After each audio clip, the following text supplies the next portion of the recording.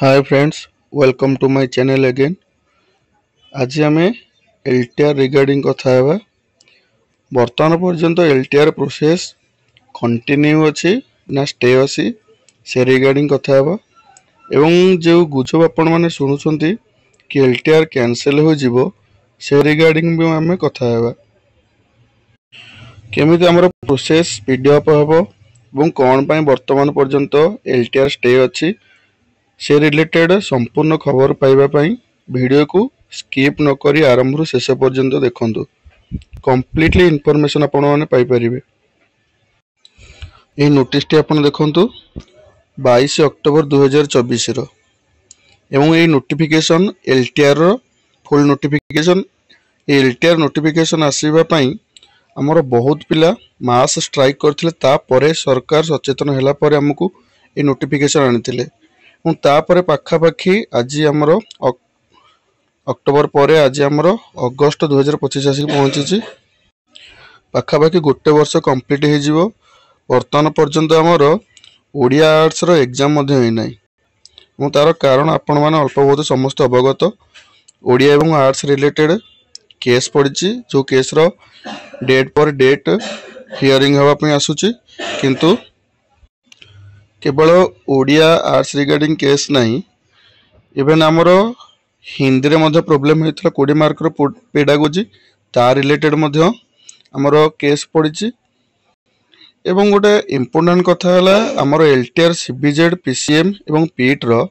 कौन सी केस न थाई मध्य आमर प्रोसेस डिले होची। एवं यार कारण कौन ओडब्ल्यूएससी तरफ रु चलंतु देखिबा एवं ताकू आम केमिति सॉर्ट आउट करबा ता भी आम बुझिबा। देखंतु एइट होची हमर से केस नंबर 14903/2025। ए केस नंबर हमकु ओडब्ल्यूएससी गत 1 अगस्त रे आमे ओडब्ल्यूएससी जाइथिलु ऑफिस को। सेठी हमकु पाखापाखि 4-5 टी केस नंबर दे देले। ए केस पई हमर प्रोसेस स्टे अछि एवं सेथि मधरु किछि केस डिस्पोज हो जाइछि एवं गोटे इम्पोर्टेंट केस जोटा होची हमर 14903। एई केस पई हमर डिले अछि एवं ता रिलेटेड हमर जते बेले भी उर्दू तेलुगु रो हमकु civil list certificate verification list आसिला। सेतरे एई केस नंबर टी हमकु देकी हमकु नोटिफाई करथिला कि प्रोसेस सबु हबो किंतु फाइनल पोस्टिंग हबोनी। ए नोटिफिकेशन देखंतु certificate verification for the post of Telugu teacher and Urdu. Advertise number में मेंशन है हमरो टोटल देखंतु केबे आस्थिला ना 20/8/2025 रे तार हमर वेरिफिकेशन हबो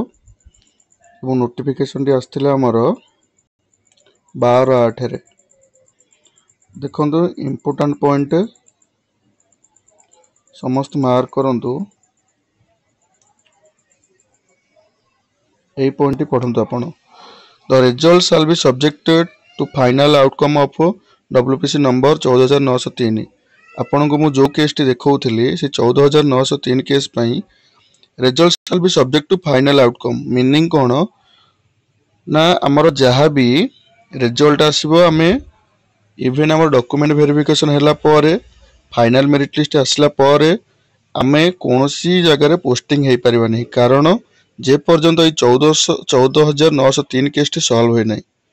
ओडा आमे माने ए पर्यंत भी सोइचे आम मानकर ज्ञान थाई कि आमे अज्ञानी 14903 केस केमिति डिस्पोज हबो बा सेही केस रो फाइनल आउटकम केबे आसीबो ता रिगार्डिंग आमे विगत 13 अगस्त दिन जाइथिलु। मु से हमहु कहिले कि आपनको जे पर्यंत केस टी डिस्पोज न होइछि से पर्यंत आमे पोस्टिंग देई परिबोनु। तो आपण माने भाबंतु पुराना दिन रे पिला माने इवन हमर फॉरेस्ट गार्ड रे सर्टिफिकेट वेरिफिकेशन सरला पर भी पोस्टिंग पाई नांती। ओआईएसएफ रे जॉइंट लेटर धरि कि पिला माने पोस्टिंग पाई नांती। जदि आमे चाहूचे कि सेही भली हम एलटीआर भी हो तले आमे घरे बसले ठीक अछि एवं चाहूने जदि हमरो सेही भला किछ न घटी हमरो पोस्टिंग जल्दी हे जाऊ तेबे आमे माने एकाठी होबा पड़िबो एवं हमरो टेलीग्राम रो गोटे ग्रुप अच्छी से केस रिगार्डिंग एवं से केस को काउंटर केस करने जो पिला माने एकाठी होती से गोटे टेलीग्राम ग्रुप अच्छी एवं आपण मानक अनुरोध आपण फिजिकली हो बा आमको फाइनेंशियल हो सपोर्ट करंतु इवेन आमर डॉक्यूमेंट वेरिफिकेशन सरला पर फाइनल मेरिट आसिला पर जेमिति हो ना कहीं आमर यही 14,903 केस टी फाइनल हो जाइथिबो एवं 14,903 केस टी किछि नुहे नॉर्मल केस फिर भी तार हियरिंग आसुनी देखंतु आपन प्रमाण देखौछि देखंतु केस टी आमर रजिस्ट्रेशन होइतिला 22 मे 2025 एबे भी आमर ई कोर्ट अपडेट हेनी सेम लेखा आसुची देखंतु आपन माने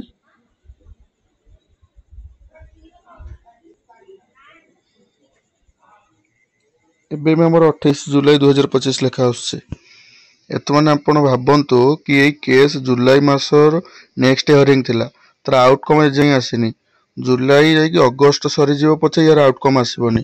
काहे कि ना से माने चाहू नांती कि हियरिंग हो एवं जल्दी जल्दी केस मैटर सॉल्व हो एवं आमे याको केमिति सॉल्व करी आपण माने समस्त जानि छंती तो जहाँ भी हो जदि केस अच्छी से केस रो हियरिंग होबा दरकार काउंटर होबा दरकार एवं केस टी केमिति सॉल्व होबो से रिगार्डिंग आमे जदि सरकार हमकु सपोर्ट करूनांती सरकार डेट पर डेट आणुसंती बा डेट न आसी कि मध्ये हमर बहुत डिले होती आपण माने आम सहित एकाठी हुंतु एवं आमको हेल्प करंतु फिजिकल हो बा फाइनेंशियली हेल्प करंतु जेमिति केस टी हमर सॉल्व हो जाऊ एवं बहुत जल्दी हमर प्रोसेस कंप्लीट हो जाऊ जदि ए भले 2-3 मास गड़ी जाए कि 4-5 मास गड़ी जाए आपण माने भाबी परिबेनी इवेन वर्षे पर्यंत भी गड़िबार संभावना अच्छी कहीं जे पर्यंत केस टी डिस्पोज न होईची बा केस टी सॉल्यूशन न होईची से पर्यंत आम पाखे जॉइन लेटर थाई कि भी आम जॉइन करि परिबानी आपण मानक जदि विश्वास न होची आपण माने जानि परिबे फॉरेस्ट गार्ड एग्जांपल देखंतु कि आपण मानकर रिसेंट हमर ओआईएसएफ रो एग्जांपल देखंतु पिला मानकर जॉइनिंग हेई परुनी यार कारण होची छोट छोट केस एवं ए केस को हम केमिति सॉल्यूशन करबा सेति पय मो हमर कमेंट रे ग्रुप रो लिंक देछि सेथरा आपण जॉइन होंतु एवं हमकु दया करी हेल्प करंतु देखंतु ओडिया एवं आर्ट्स रो एग्जाम एबे भी अनिश्चित घरे काहे कि ना विगत गोटे मिनिट रे हमर जोठी केस रो डेट मिल जाउची एवं डेट मिलुची मासे तो एया भी न होई पारे कि नेक्स्ट हियरिंग रे सॉल्यूशन न कि आउ गोटे मास हमकु डेट मिल जाऊ जदि एई भलिया हेबो ताहले आपण माने भाबंतु आमे केबे पोस्टिंग पाइबा गोटे गोटे अनिश्चित एवं समस्त ओडिया आर्ट्स भाई मानक अनुरोध करुच्ची से कोर्ट जातु डिटेल बुझंतु ओडब्ल्यूएस जातु डिटेल बुझंतु एवं तार सॉल्यूशन केमिति होबो निजे एकाठी होई तार सॉल्यूशन पई चेष्टा करंतु एवं गोटे इंपोर्टेंट कथा हला कि हमर एलटीआर पीसीएम सीबीजेड एवं पीट रो कोनसी केस न थाई मध्य आमे सेथिरे सेही 14,903 केस पे हमर डीबी लिस्ट हेई परुनी जदि बा आमे को सूचना मिलछि डीबी लिस्ट बहुत जल्दी आसी जिवो एवं डीबी सरी गला पर सर्टिफिकेट वेरिफिकेशन सरी गला पर हमर फाइनल रिजल्ट आसला पर मध्ये हम पोस्टिंग पाइबानी तो समस्त को अनुरोध करूछि बेसिकली पीसीएम भाई बहन मान को अनुरोध करूछि से माने आम सहित जॉइन हुंतु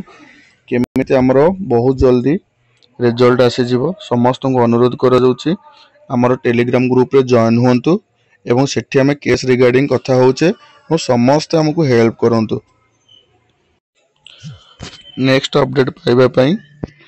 एलटीआर रिगार्डिंग आपण माने चैनल को सब्सक्राइब करंतु वीडियो को लाइक करंतु एवं शेयर कर दियंतु एवं जहाँ भी आपण मानकर प्रॉब्लम अच्छी कमेंट रे लिखंतु आमे तार सॉल्यूशन करबा एकाठी हो सॉल्यूशन करबा